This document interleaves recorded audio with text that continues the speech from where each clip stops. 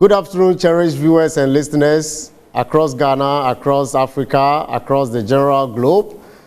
Today is another beautiful Thursday, and it's quite exciting to welcome you to today's Leadership 360 program. It's been such a rewarding and insightful journey so far for the past 10 weeks. Today is episode 11 of the program. And I bet you today is going to be another exciting discussion on the topic leadership and culture.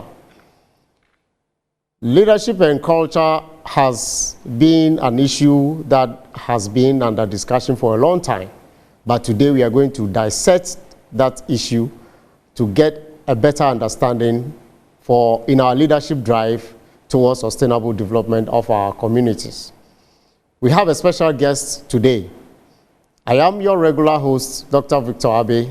Let's take a quick message from our sponsors and we shall be right back.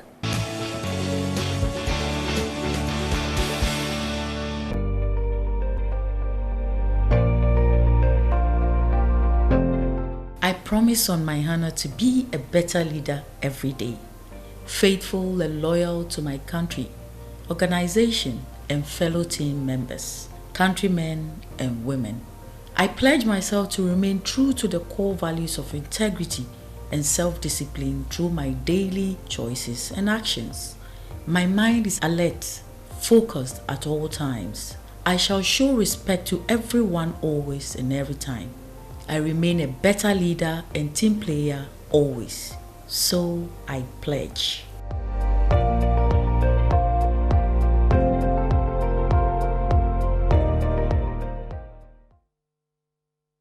Welcome back, cherished viewers and listeners. This is the Leadership 360 program on Metro TV. We are live on DSTV channel 277, live on Facebook at Metro TV Ghana, and live on VOL radio, online radio. You can watch us every Thursday and Saturday at 1400 hours, and on Saturday 1300 hours. Today, we're going to talk about leadership and culture, as indicated in my intro. But I also mentioned that we have had, for the past 10 weeks, we have had very exciting episodes. If you want to catch a glimpse or a listen of these previous episodes, just go to my YouTube channel, Dr. Victor Abe, and you get all the insightful submissions by the guests and myself, and we continue to learn while we learn, unlearn, and relearn to accelerate the process of our development driven by leadership. Today is the opportunity to examine the topic leadership and culture. It's been said that leadership is the denominator of culture across every society. Regardless of the level of development, leadership determines the either positivity or negativity nature of culture. It's also said in strategy that culture eats strategy for breakfast. To help us dissect this topic today is someone who has been on this program, the first guest on this Leadership 360 program.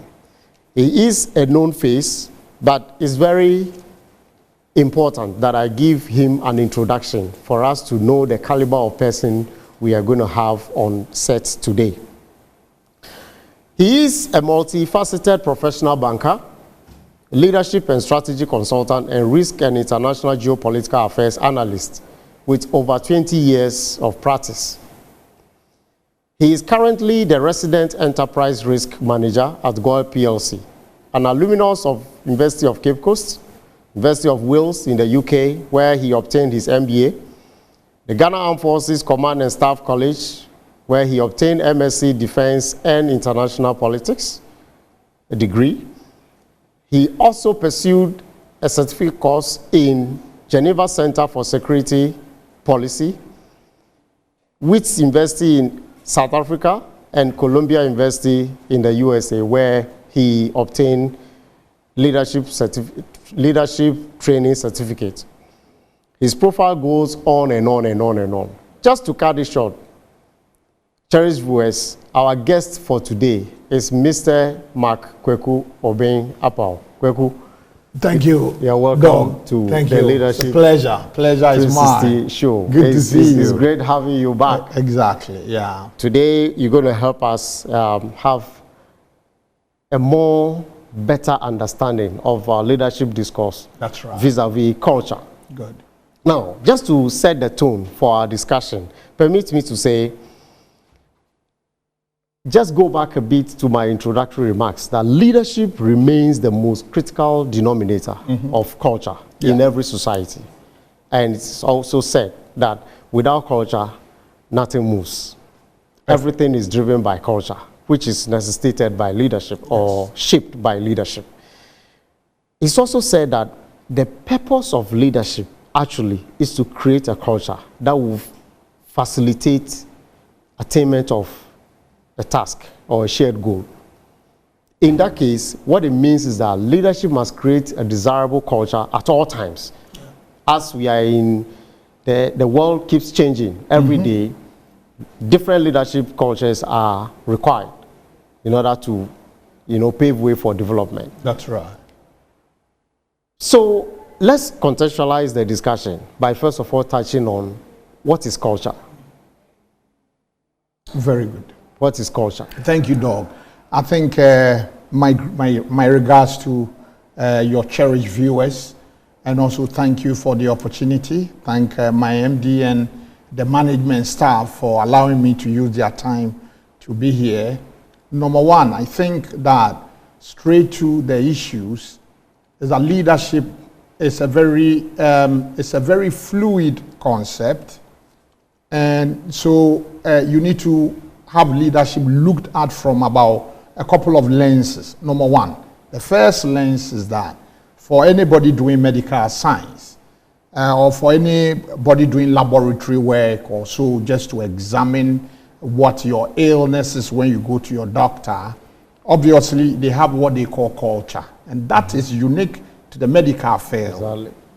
And also then you begin to look at culture from what we call the socio-anthropological viewpoint, which is why we are here. Exactly. And the socio-anthropological viewpoint of culture actually looks at, the set of a group of people's set of values, their behaviors, their beliefs, their language sometime, and their ceremony, their custom, the food they eat, the music they dance to, and their orientation actually as to how they perceive the world. That would be the culture and the discussion at this point. So for example, that leads us into Western culture, military culture, corporate culture, etc., etc., etc., black or African culture, and so on and so forth. But quick one is that because culture is a very elaborate concept, culture has a couple of breakdowns. Culture can be progressive, culture can be, if you like, static, and culture can also be retrogressive. So whichever way it is, snapshots, that is culture for you. So culture basically has to do with the way people behave, their belief systems, the way they approach things or life as a whole, and what pertains within the community defines their culture. Exactly. All right. So why is it significant when it comes to leadership? What has that got? If a way of life or a way of people or their belief system, what has leadership got to do with that? It is important to establish that leadership has been looked or has been extensively discussed here. The elementary side of leadership has gone on. This is the 10th or the 11th edition. And you will notice that in all the conversations you've had, leadership is a service, leadership is rallying people to deliver, to work, organize people in a society, in the corporate world, in the global arena, in the military, in the church. So leadership is good. It's actually an amazing concept to understand. But you see, this question raises a fundamental point. It's like the egg and the chicken conversation. Okay. Which one drives which one first, and that sort of intellectual conversation. We actually going sure to we'll touch on yes, that. Good. So why is it so significant that leadership pays attention to culture? It is important because you see, the culture, as I have said, without going into a very academic definition, but based on the pure side, the people's behavior, the people's perception, the people's drive towards work, towards society, towards progress and all that. If you're a leader, the core agenda of every leader is to rally people, to inspire people or teams to deliver the basic goods of society or corporate world. So if you understand the culture of a people, it is important that whether you will be a very good leader or otherwise, it depends on your maturity to understand the behavioral pattern or the sets of elements that define a team or a group of people. Then you become a very good leader. So it is important that for either effective leader, positive leadership or so on, or across board, you must understand the culture very, very extensively. Okay. That's quite interesting. That Yes. leads me back to the initial comments or commentary that I passed, that leadership is the critical denominator of culture. How does leadership shape culture, and or vice versa? How does culture shape leadership? Good. It does, and I am inclined to support the initial remarks by one development scholar. You know, Duran Asimoglu has written this big, very amazing book that examines what we call the leadership hypothesis, the culture hypothesis, and also the institutional hypothesis. This book is, you know, why nations fail. And when you go deeper into that book, you will see. And for purposes of this conversation, where I find it interesting is the culture part. He argues very extensively that culture is so important that it drives development. So that if you recall in my introduction, I said culture can either be positive or negative. It can also be progressive, static, or regressive. Exactly. Now, what it means is that where you have a positive or progressive culture, then there is evidence that you know, prosperity, corporate sustainability, societal progress can be assured. Where the people have very negative or regressive culture, then you can also you can assume that, look, nothing gets done. Society never progresses. And this is anchored empirically in a lot of documentations across, you know, scholarship. Okay. That leadership and culture are virtually, they go in a direct, direct relationship, if you like. All right. So, am I right if I say that in your previous submission on this show, where we treated leadership by example, you indicated that leaders must walk the talk, and not just talk the talk. That's right. So their behavior, their attitude translate into shaping the culture. Yeah. So that is one of the significant reasons why leaders must pay attention to the way they behave, the way they handle issues within their space at any point in time. So then, it means that interchangeably, culture can shape leadership style and leadership can shape culture as well. For real, and there is no ambiguity about that. I think before I press on that button, let me take you to, let's just break culture a bit down and then come closer to your question. Number one, as we have said, culture is so broad. You have Western culture, you have that. Let's just situate the conversation for purposes of contextual correctness. The African culture. All right. Exactly. So I'm not sure what is ahead of us, but when you pick up the African culture is draped, and this is even diverse though, but just for purposes of this conversation, African culture is draped in myth, mythology.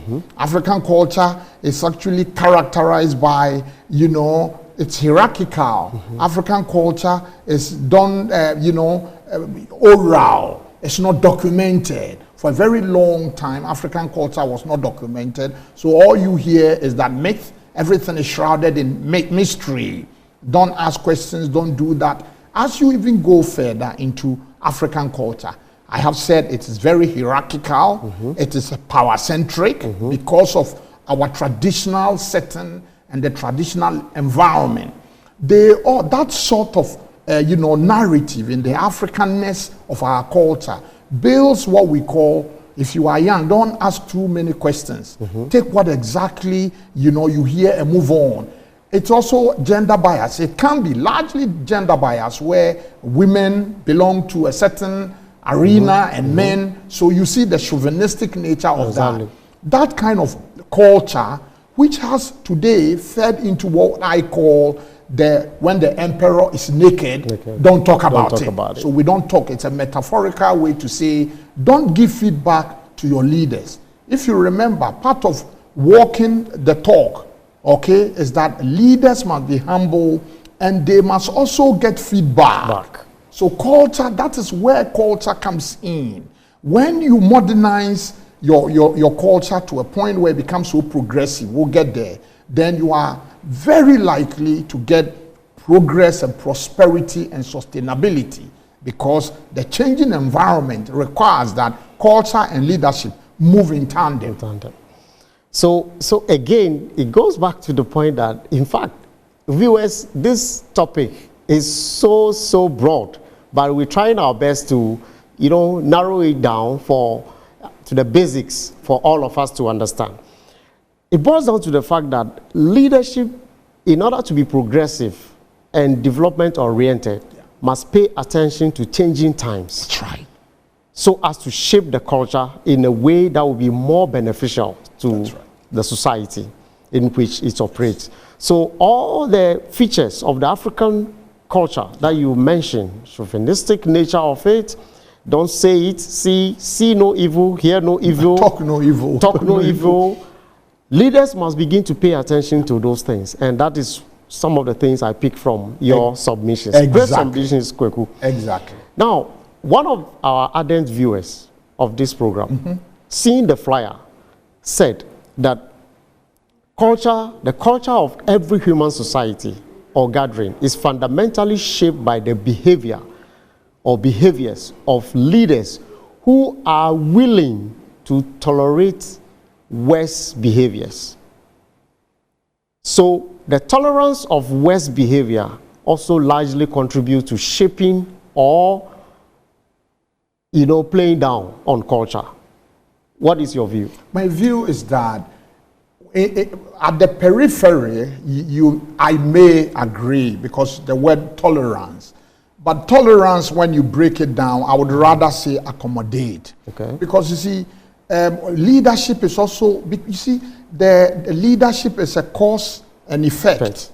So if the behavior of your teammates, for purposes of this conversation, is at variance with your goal and your values as a society, as a corporation, as a military institution, or as a nation, you cannot accept, you cannot tolerate that, but you can accommodate it. And then, of course, accommodation is more bigger because it allows you room to be positive-minded, to change course, and to redirect followers to realign. Because leadership sits on a culture. A culture drilled down is made up of, it's a set of elements. There are too many elements in a set. So you won't expect, and this is a socio-anthropological arena. So not all your subjects or teammates or subordinates are going to behave harmoniously. There will be heterogeneity, there will be diversity. How you are able to mature enough to deal with diversity as a leader, it will define your tolerance level. Because obviously there are too many areas in leadership or in rallying people around where certain things will not be tolerated the way it may have been construed. But I largely agree. I agree in part. All right. So again, from your submission so far, am I okay if I state that in every leadership drive, one must always look out for diversity within the team? And while looking for that, you must be conscious of the cultural background or socio-cultural background Absolutely. of the team members. Absolutely. Because each individual has a certain behavioral trait that he or she brings on board. And so leaders must be conscious of that. Now, if you look at our society today, the modern society, generally speaking, where you can best describe it as globalization, where what happens in the US today is known within minutes in Africa or in the village Nakpanduri or anywhere. Sorry, Nakpanduri, I don't mean anything negative. A remote area like that will get to know in no time. Yeah. Meaning that culture within the smallest community can be shaped by happenings around the world as well. Absolutely. How do leaders make sure that to a very large extent happenings elsewhere are utilized in shaping the culture that they have? Amazing stuff. Remember, I think oftentimes when we're talking about these things, people think, oh, yeah, but let's understand. As far back as in the 1920s, in the Western world, even in the Western world, just one case study, women were not allowed to vote. Yes, 1920 all the way to before the war era in the 1930s and all that. Women in most Western societies where they lecture us today about democracy were not allowed to vote. What that means is that it has taken time. You use what we call social changes, the concept of social change to modernize your culture as leaders. So you are using education. And remember, social changes occur all around 360 degrees. This is not 365. This is 360 degrees. The environment is evolving all the time. The World Bank has argued over and again that when a society opens up its diversity landscape, GDP quadrupled or so and so forth. Think about it. If we have a culture that at some point is perceived to be out of whack with progress, you would need to use science. You need to use education. Thank God today, thank goodness, technology is driving the world. So if you are a leader, you must also scan the environment, 365, perhaps 700 degrees, to understand that too many things are happening around diversity. And so through education, through conversation, through discussions like what we have in here, and through science, making science and technology, society, leaders, and leadership can use all these levers to transform society, culture. And once culture is transformed, culture then becomes very progressive. And progressive culture, as we said, sine qua non, would definitely lead to progress. All right. That's right. I'm quite enjoying the conversation, but still conscious of time, though. I believe the cherished viewers are equally enjoying it. Before, we're going to talk about, specifically about corporate culture as well. But before we get to that space, let me find out from you. Now, an individual striving to get into leadership role from a community, what are some of the things that the individual needs to remind himself or be conscious of? Very good question. We have said, and thank you, Doug, that leadership has no locational limitation. So this question is core to that conversation. And if wherever you are in the most obscurest of corners in Ghana or Africa or everywhere, if you really want to, you are aspiring to leadership, you can do what we call community leadership. Look, Barack Obama became a president from nowhere. He never ran any corporation, which is typical of most American CEOs. He never was in Congress. All he did was that he was a community organizer. Community organizer would help you, number one, understand your own people very well. Your people everywhere, in every corner, are diverse women, young, older people, different tribe in Ghana, lovely people, and then everywhere in Nigeria or in Cote d'Ivoire, you begin to do community service. As you do community service, you mature. My former boss, Prince Kofi Amwabin, said, time. If you don't respect time, you have failed. And that is also a major issue of our culture as a people. Look, leaders will ask you that there's a conference. Most people will go and sit down, the audience will sit down, and the actors or the key actors, it will take them an hour or two or more, and people are still running very late. And often it's done without any apology, and it's repeated over and over and over. Time becomes a very funny issue to be raised here.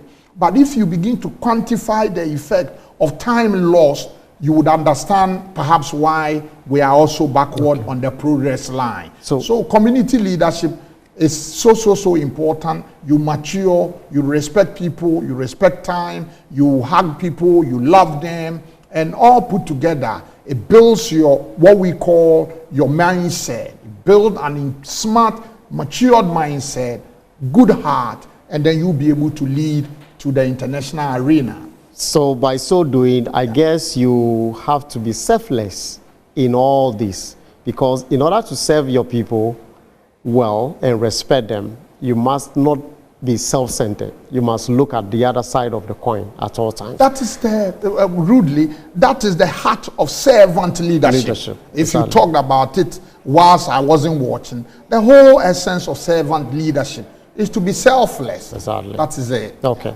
So, viewers, we are still on the conversation, leadership and culture. It's amazing how we are getting to understand the role of culture in leadership. Leadership builds culture. Leadership drives culture. Leadership shapes culture. Leadership is shaped by culture itself. So, as we thrive every day in our leadership effort to make life better, we need to understand that culture is there watching us. Our own behavior, our attitudes, our values that we subscribe to.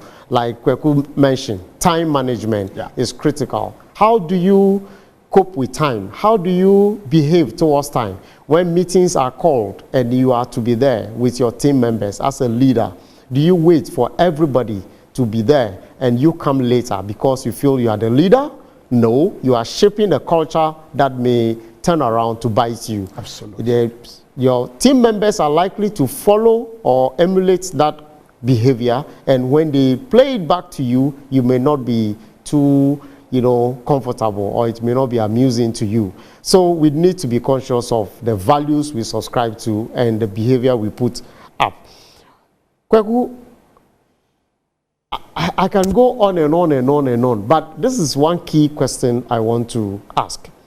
When you are placed in a leadership position or leadership role within your team, be it at the community level, organizational level, national level, international level, what are some of the key things that one needs to, remind him or herself of in order to succeed in that role? You have mentioned basically about, community service and all that. But my question has to do with, you have just been given that role to play. Diversity is eminent within such spaces. What are some of the things you need? Do you have to look at your own self, where you are coming from, the culture that shaped you, and the culture of the entire team as well, in your drive towards effective leadership? You must do that. It's necessary to do that, what we call self-intro inspection. You must always, as humble. But by the way, if we were given a position either in the office or in government or anywhere else, the first thing to understand that environment is temporal. In fact, occupying a leadership position is not permanent. Nobody is born into a permanent position. You are there today, in the next 4 years or so, or the next 2, it's all over. Just as our lives. I remember one commentator said, life, the frailties of mankind.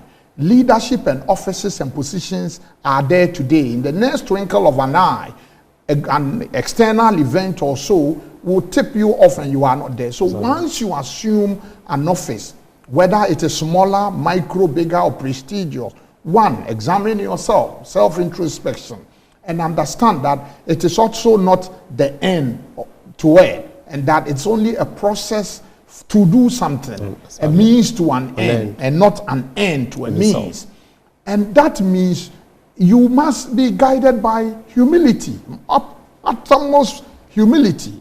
If you are not humble to understand these issues I'm talking about, then you assume the cocky, the chauvinistic nature I talked about earlier.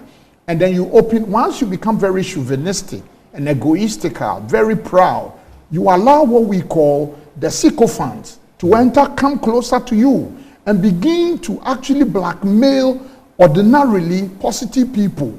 Because all then you would be wanting is that you would want to hear what you want to hear. And that you won't, your leadership behavior or trait will not allow you to calibrate, to understand that, look, these guys around me will poison everybody, and ultimately before you see the next day, they will be bootlickers. They will be looking for food and cars and properties to fill the humanness of themselves, and not because they want you to succeed. So it's a very tricky one when you assume any office and you don't have the maturity. Your propensity to collapse under those circumstances is very high. So thank you. What it means is the individual must be intentional about understanding the leadership role that he or she is given. Leadership is intentional. You must be intentional about it. Yes. Thank you.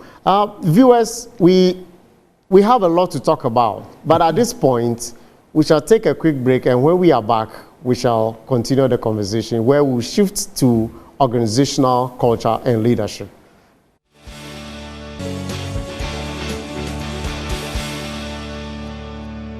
Welcome back, cherished viewers. So far, so good. Very insightful conversation around leadership and culture, where we've spoken about the fact that leadership is the denominator of culture, and culture also shapes leadership to a very large extent. So it's so intertwined to the extent that one cannot do away with the other without any problem. And they must go together, they must work in tandem if we are to achieve any success within our spaces, within our community, and within our businesses. So that brings us to the discourse around organizational culture. That's right. So, KWEKU, every organization, like every human entity or society, that's right, operates with culture. Yes. Leaders operate within organizations. Culture is shaped within organizations by leaders. Yes. What are some of the key things or factors that leaders, organizational leaders, need to pay attention to when it comes to organizational culture, shaping the organizational culture that will inure in the long run to the benefit of the amazing question. Yeah. And quick one to that. There is this funny or interesting Darwinian concept where he says that society influences leadership, and leadership also influences society. And it is important. When we say society, we deepen that category of definition to include corporate environment. Why corporate environment? Corporate environment or organizations are so important because society is productivity, society's employment, society's progress, society's worth and wealth are all largely driven by organizations. So organizational culture, which I alluded to in my intro, becomes very, very important.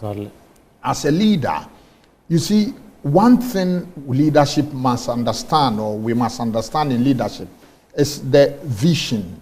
Okay? Your sight.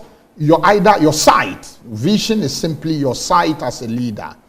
I remember in corporate history. To put it right for the benefit of those who may focus on, it's not seeing, it's about insight. Insight into the future, exactly. so to speak. All right. I appreciate that. Insight into the future. what do you aspire as a leader? And you remember, part of the definition or explanation of a culture includes people's perception. Exactly. The leader's perception in an organization as to where they want to take the organization to.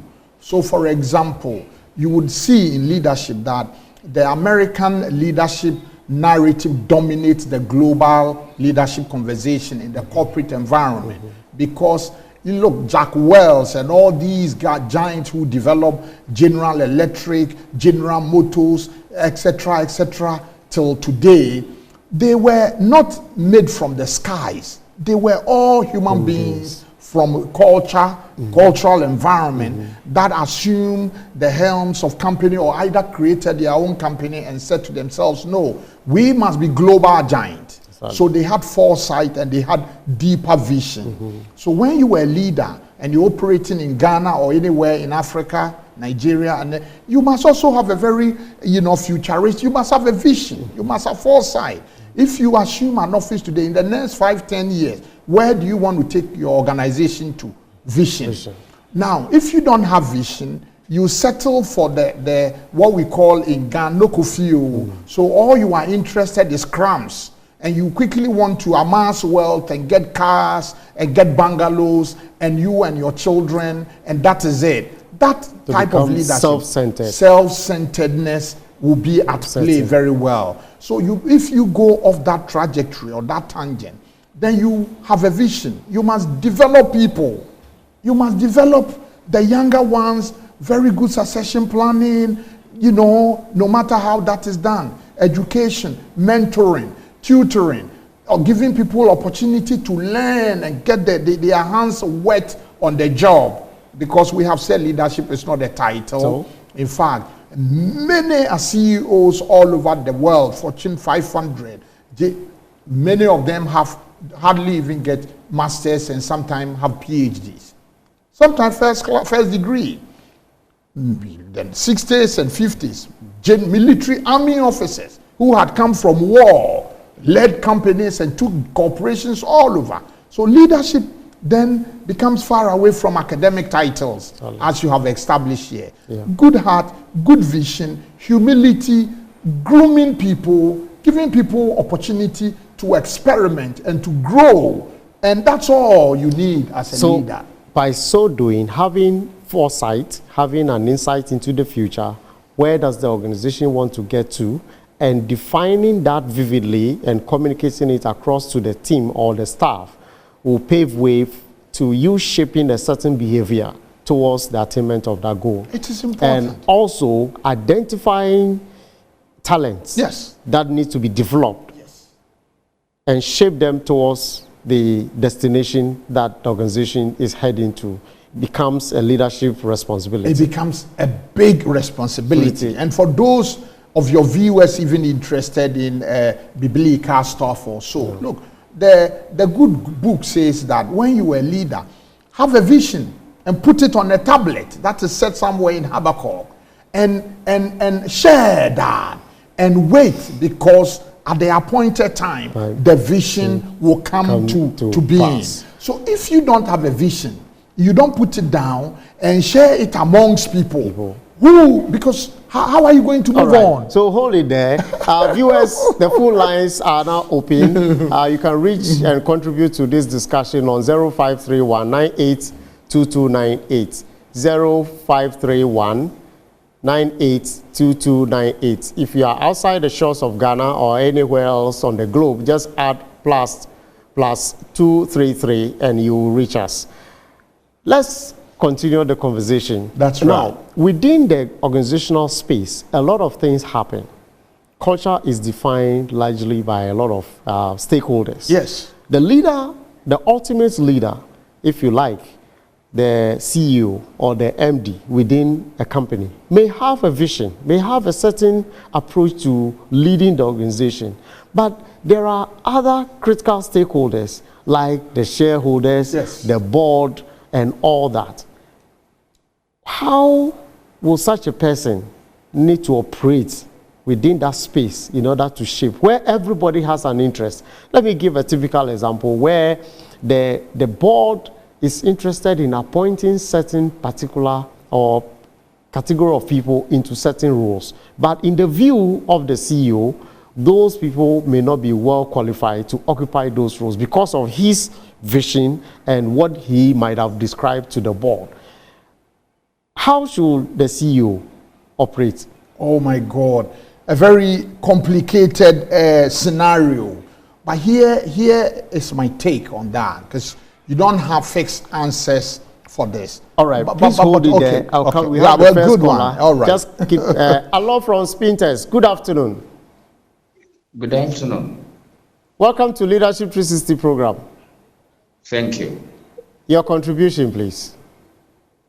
Yes. First of all, I want to commend your guest. He was a mate of mine, and I seriously appreciate his capacity in that field. But then he had explained a point on the cultural specificity of leadership, and I just wanted him to maybe give some further explanation on how the taste of power can either weaken or embolden leadership depending on how the person was socialized growing up. All right, thank you very much. KWEKU. Hey, my man, good to hear your voice here. So he asked how one's upbringing can shape one's ability to navigate around the corridors of power. Holding power. Exactly. But you see, the power, as he knows, or as my viewers may know, it's also broad. What type of power are we talking about? Exactly. Are we talking about administrative power or political power or an executive power? These are also issues he won't have the opportunity. So let me pick it, just the generic power. All right. No, so bottom line is that, number one, in leadership, nobody is born a leader. I think that must, at some point, I don't know whether you have exhausted that. We are all trained or groomed to be leaders. Of course, at the academic level, there is this long conversation whether leaders are born or leaders are made and all that. In fact, the conclusion based on empirical research is that nobody is born a leader. We are all groomed. So your background should not necessarily impact on your leadership as you grow, because we have said that culture is progressive. Exactly. And in fact, of all the cultural traits I depicted, the most important one is the progressive culture. Your background, whether you were born in my grandfather's village or born from wherever, leadership is a learning environment where once you get access to power, whichever power it is, you must have what we call the emotional intelligence to understand that, yes, this is transient. I am also a human being, and I don't control people's oxygen. Humility, learn and be humble. All right. Then you navigate around leadership. All right. Yes, so that's how it's not is. about necessarily where you are coming from. Not at you all. must be conscious of it, but at the same time know where you are going. Perfectly. And shape it accordingly. That's right. Hello, good afternoon. Afternoon. How is Tamale? I'm fine. Tamale is okay. We are well and kicking. All right. My contribution is this. You know, leadership. Even leadership can be affected by the environment. So just like culture, it affects leadership. And leadership, if you observe, if you are born a prince, you are trained in the household. So before you grow up to become a king. So now, if we are, you know, last I told you, I'm an educationist. And we say that, that one of the definitions of education is transmission of culture from one generation to the other. And what is culture? Culture is the totality of the people. So if it is so, definitely, and then you have this culture, you know that the culture will actually, you education start at home, and then you not in school, then when you follow it, definitely. So the school alone cannot train you. It's both the home and the and the school. The same applies to leadership. Leadership can be affected by the environment, like the current situation. Poverty can affect your leader, you as a leader, your administration. All right. Thank you. Thank you very much. You see, from Tamale. It's heartwarming having you on the program every now and then. The points you have made are so clear. We have established also on this program that indeed leadership and culture are so intertwined that one cannot go away with the other and you'll be fine. No, you cannot. So indeed, from home, where your background, the society you are coming from, the family you are coming from, the environment defines you largely, and you must be conscious of that as well. KWEKU will come back to you. Yeah, Kwame, good afternoon from Kufuridua. Good afternoon, Kufuridua. Kwame. Hello. Hello. Good afternoon, Kwame. Yes. You're speaking to Kwame. Yeah, Kwame. Good afternoon. You are welcome to the leadership institution. Please go ahead with your point. Yeah. First of all, let me appreciate what you're doing there. I want to appreciate what you're doing there. Thank you. Good afternoon. Please go ahead. I want to appreciate what you are doing there. Please lower the audio on your set. Yes. You are lower the audio on your set. We are having a feedback in the studio. All right, please proceed. Hello, Kwame. All right, I guess we have lost Kwame, so let's proceed. Mark, the gentleman, now let's go back to our original point before you, I know you have jotted something down. Yes, yeah. Because I know viewers are waiting to hear your comment on that dilemma of a CEO who has to address the needs or the requirements of the board and his own needs. Exactly. What are your views? Well, that was, for me, I said that was a very complex scenario depicted, but it's real. It happens all the time. Number one is that, as you have said, there are too many stakeholders in a corporate environment. This is the standard corporate environment with the board, with the so on and so forth. Number one is that as a leader or the CEO or the MD or whoever, if the board, sorry, it's a corporate. All right. I will disrupt you again. Let's give you opportunity to Loan from Tamale. Good afternoon. Good afternoon. How is Tamale? Tamale is fine. Please go ahead with your contribution. Yes, I'm just going to thank your guests in the studio that you are doing a very wonderful job. Well, you are really educating us very well. Thank you very much. We are grateful. We need more education for that.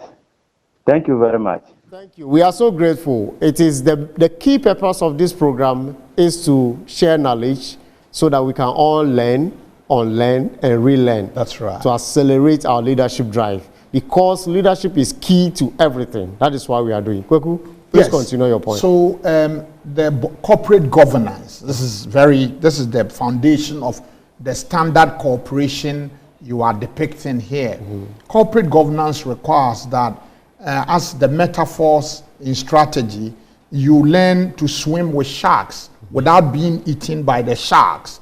If you were a leader or a CEO or an MD, the board, and you believe firmly in a project or in an issue, and the board has its own way, the board has its own mindset. Oh, no, let's hear them. They like that. That's right. From Akosombo, good afternoon. Amantin from Akosombo, good afternoon.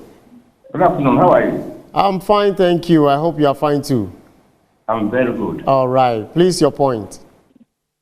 Yeah, I think the man in the studio is a very good human resource personnel. And one thing that I want to say is that, look, even at home, if you want your children to be better in life, you need to mentor them, you need to educate them to hold their future. Because if you are not alive, you don't do that and develop them, they become wanting. All right. Thank you very much. It's leadership, I said, charity begins at home, That's as we right. say in Ghana. So everything you wish for the future, probably you have to start from home. Exactly. And so that's it. Please continue your point. So you would require that as a CEO, if your board disagrees with you on an issue, then you must navigate around the terrain. You have to learn lobbying. I mean, this is something funny, but that is true. You must lobby the board members and explain to them. Lobbying in this case is not corruption. We are not talking corruption at all. Yeah. You must pull your board members off the noise and go to them and say, sir, A, B, C, D, begin to explain things. Begin to lobby and talk to people, talk to conscience.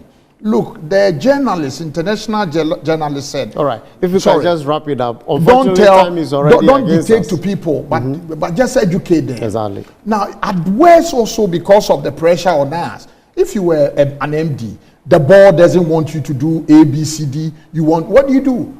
Given all the environment, you must resign. At some point, people must learn to resign. And that is selflessness. And say goodbye. Selflessness. And give so that, way for other people. Exactly. So that your own comfort must always come last every time. And that leads us to the honor code we all pledge to or subscribe to on this program. Exactly. It's been amazing. Let's take our honor code.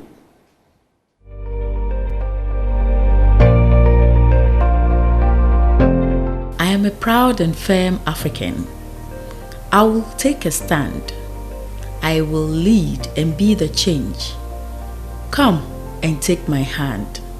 For the safety, honor, and welfare of my country and company come first. Always and every time. The honor, welfare, and comfort of the people I lead come next. My own ease, comfort, and safety come last, always and every time.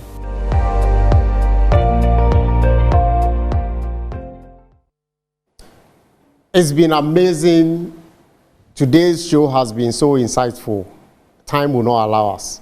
We've come to the end so quickly, but key lessons we learned on this program today has to do with the fact that leadership and culture are so intertwined. We cannot downplay on any of them. In as much as leadership drives progress, culture drives that process as well. And we need to pay attention to culture anytime we talk about leadership.